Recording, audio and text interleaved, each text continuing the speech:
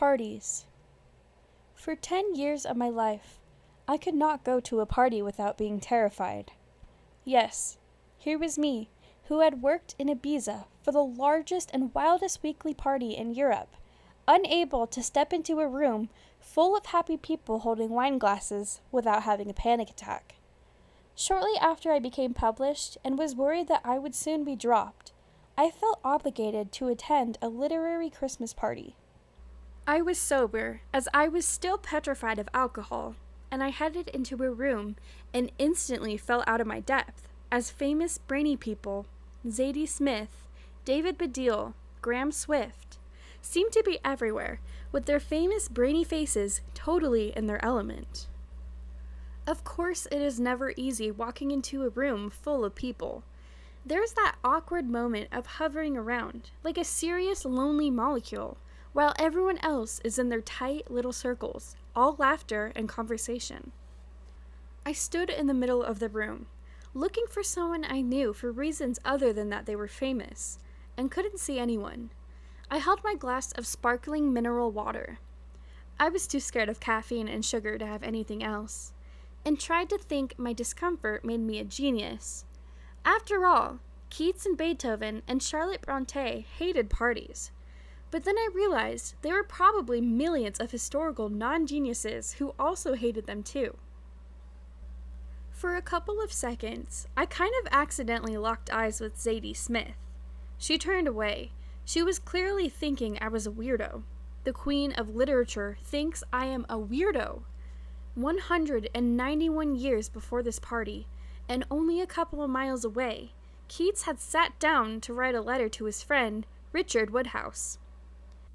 "When I am in a room with people," he wrote, "if I ever am free from speculating on creations of my own brain, then not myself goes home to myself, but the identity of everyone in the room begins to press upon me so that I am in a very little time annihilated."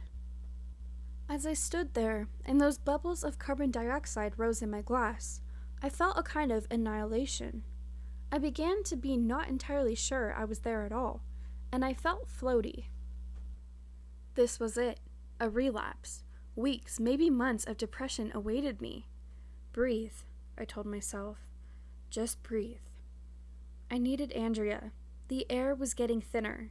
I was in the zone. I had passed the event horizon. It was no good. I was lost in a black hole of my own making. I put my glass down on a table and got out of there.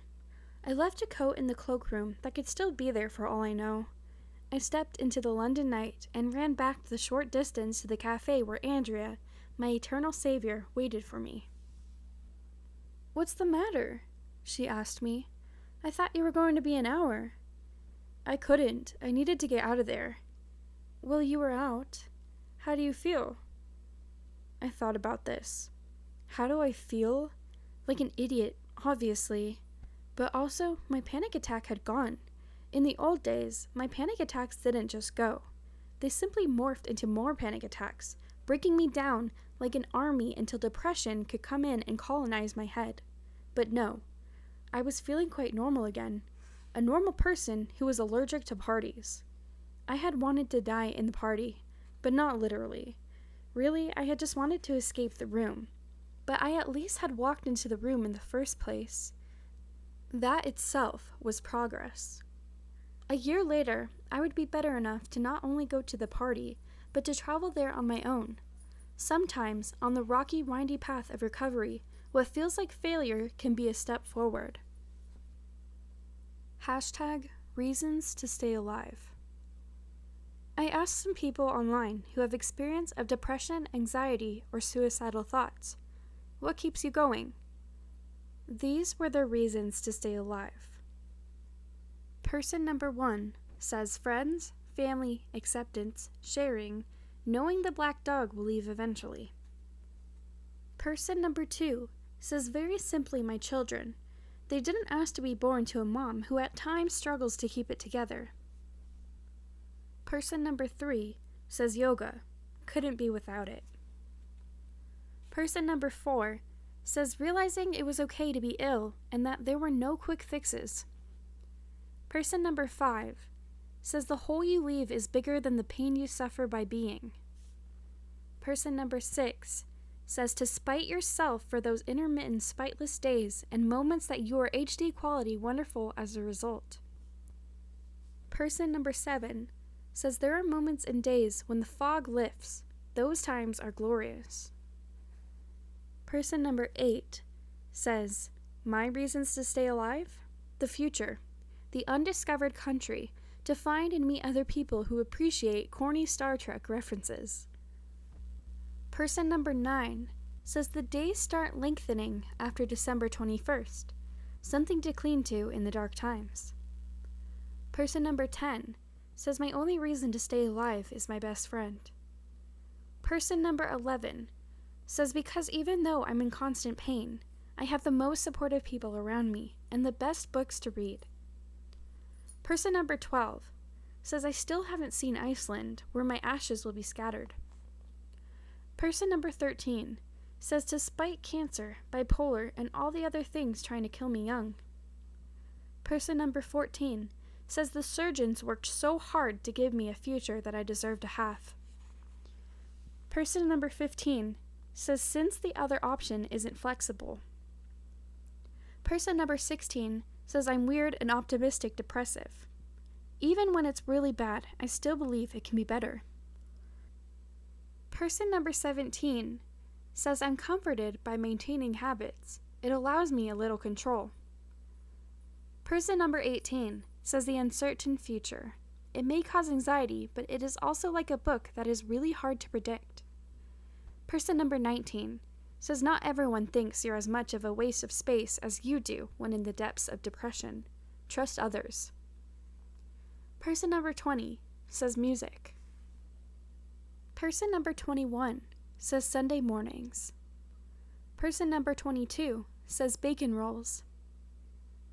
Person number 23 says fresh air, the uncompromising love of a good dog. Person number 24 says because inside there is a golden you who loves you and wants you to win and prevail and be happy. Person number 25 says the realization I can get help. Person number 26 says sunsets and that particularly unspecific musical genre with access to your spine.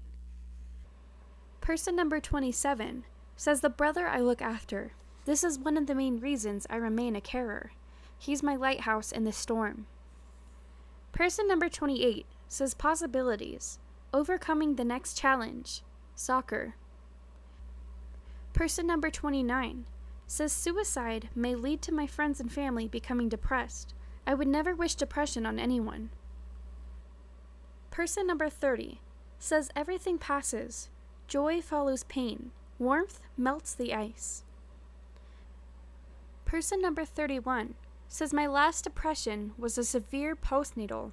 It was an awful time. My reason to stay alive were my family and knowing it would pass. Person number 32 says I'd say my best friends, the great perhaps. Person number 33 says the dogs always need walking in the morning. Person number 34 says the experience to know that tomorrow will be a better day. My family, boyfriend, friends, and my TBR pile. Person number 35 says because 7 times 10 to the power of 49, atoms won't arrange themselves this way ever again. It's a one-off privilege. Person number 36 says the support of my mom and now my boyfriend who got together with me at one of my lowest points 3 years ago. Person number 37 says love is the best reason to stay alive.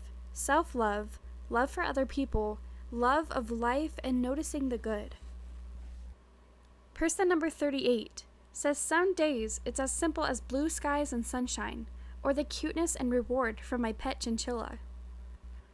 Person number 39 says sometimes my reason to stay alive amount to no more than people would be sad and angry if I didn't. Those are bad days. Person number 40 says I had to feed my baby. I had crippling anxiety and postnatal depression, only here because of having to nurse him. Person number 41 says don't always know why I kept moving, but it never for long felt like an option not to. Grim determination? Person number 42 says simple things. Husband support, not crowding me when I'm having a bad time. Mainly my family and my little dog. Person number 43 says not wanting to hurt my parents, sibling, and partner. No matter how low I get, I know that these people would miss me.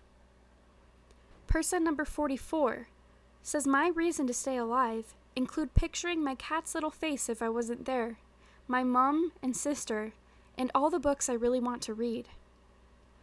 Person number 45 says knowing my depression has never lasted forever, and there has always been a way out. And lastly, person number 46 says it's been better before and it will be again. Things that make me worse. Coffee, lack of sleep, the dark, the cold, September, October, mid-afternoons, tight muscles, the pace of contemporary existence, bad posture, being away from the people I love, sitting for too long, advertising, feeling ignored, waking up at 3 a.m, TV. Bananas.